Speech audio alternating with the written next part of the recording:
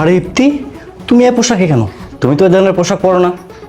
আরে আমার কথা বাদ দাও, তুমি না কিছুক্ষণ আগে অফিসে গেলে, তাহলে এত তাড়াতাড়ি চলে আসলে যে? হয়েছে কি, আমার পার্সটা ভুলে বাসায় রেখে গেছি, আর সেটা নেওয়ার জন্য আসছি। পার্সটাও ওয়ার্ড্রপে রাখা আছে, ওখান থেকে নিয়ে চলে যাও। পার্সের আর দরকার নেই, অফিসের অনেক লেট হয়ে গেছে। এখন যদি আমি অফিসে যাই, অফিসে ধরতে পারবো না। আমি ডিসিশন নিয়েছি, আজকে আর অফিসে যাব না। তোমাকে নিয়ে আজকে লাঞ্চ করবো রেস্টুরেন্টে গিয়ে। চলো আজকে আমরা রেস্টুরেন্টে গিয়ে লাঞ্চটা করে আসি। এই শুনো না, তুমি এমন পাগলামি করো না।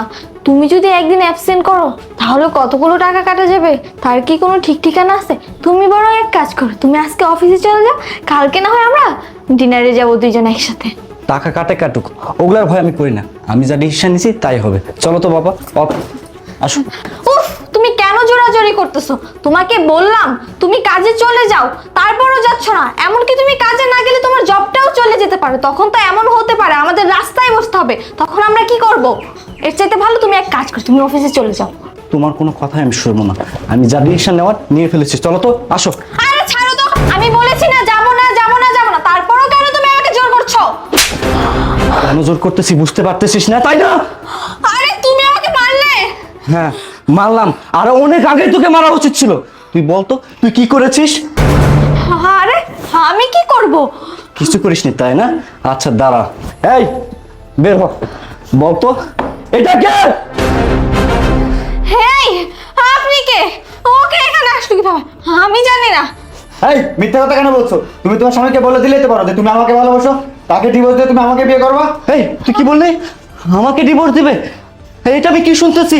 ইপ্তি, তুই মনে মনে এটা প্ল্যান করে ফেলেছিস তুই আমাকে ডিভোর্স দিবি? এমন একটি দিন, এমন একটি ঘটনা আমার লাইফে আসবে আমি না কল্পনা করতে পারতেছি না। সিকিউরিটি গার্ড আমাকে অনেকবার বলছে, অনেকবার বুঝাইছে। স্যার আপনি জানেন না, আপনি যখন অফিসে চলে যান ম্যাডাম তার বয়ফ্রেন্ডকে এনে একান্ত সময় কাটাই। আমি বিশ্বাস করিনি, কসম আমি বিশ্বাস করিনি। কেনই বা বিশ্বাস করব? কারণ আমি তো তোকে ভালোবাসি, অন্যের মতো বিশ্বাস করি। আজকে শুধুমাত্র তোদের ধরার জন্য আমি অফিসে না গিয়ে এতক্ষণ নাটক করতেছিলাম, আর এখন তো আমার চোখের সামনে সবকিছু ক্লিয়ার হয়ে গেল। সি সি সি সি, আমার ভাবতে অবাক লাগতেছে, আমি কার সাথে এতদিন সংসার করেছি। আমার সাথে সংসার করা অবস্থায় তুই কিভাবে পারলি অন্য একটা ছেলের সাথে পরকীয়া করতে? তোর কি লজ্জা লাগে না? এই তুই কি মরবি না? তোর কি মনের ভয় নাই? তোর কি আল্লাহ খোদা নাই? এই কি দোষ ছিল আমার? আমি তো কোনো মেয়ের কথা ভাবি না, আমি রাস্তাঘাটে কোনো মেয়ের দিকে তাকাই না। আমি সব সময় তোর কথা ভাবি, তোর ভবিষ্যতের কথা ভাবি। আর তুই কি না দিনের পর দিন আমাকে ধোকা দিচ্ছিস, আমার বিশ্বাসের সাথে খেলতেছিস। আমি না আর নিতে পারতেছি না। এই তুই না আমাকে অনেক ভালোবাসতি, তুই আমাকে বলতি আশরাফুল আমি তোমাকে অনেক ভালোবাসি ভালোবাসি ভালোবাসি, আমার থেকেও বেশি। আসলে তুই কখনোই আমাকে ভালোবাসিসনি।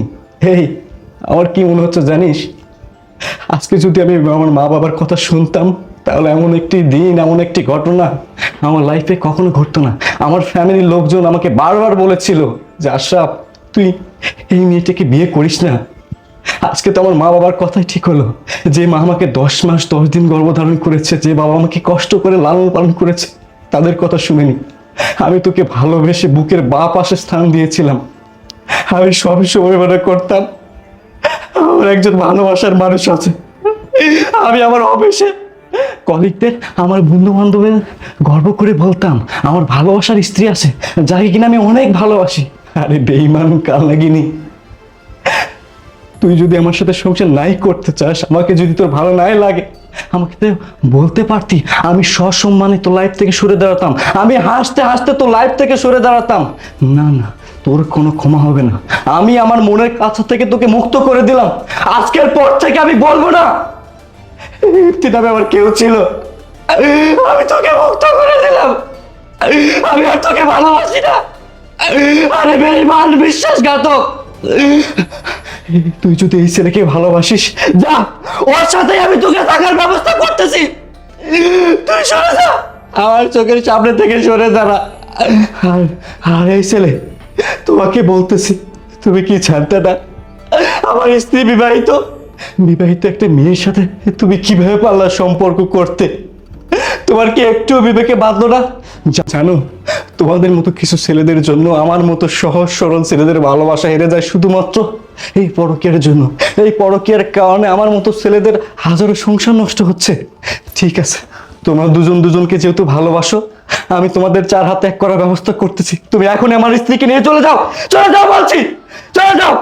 এই, তুমি এরকম করো না, ওকে মাফ করে দাও, আমার ভুল হয়ে গেছে। আমার সাথে এরকম করো না প্লিজ, আমাকে শেষবারের মতো একটা সুযোগ দাও please. Shut up! Just shut up. ভুল তুই করিসনি, ভুল করেছে আমি। তোর মতো মেয়েকে বিশ্বাস করে ভালোবেসে আমি যদি আমার ফ্যামিলির কথা শুনতাম, তাহলে এমন একটি ঘটনা আমার লাইফে আসতো না। না না, তোকে আর এগুলো বলতে লাভ নাই। তুই যা, এখনই আমার চোখের সামনে থেকে সর, সর বলছি, সর।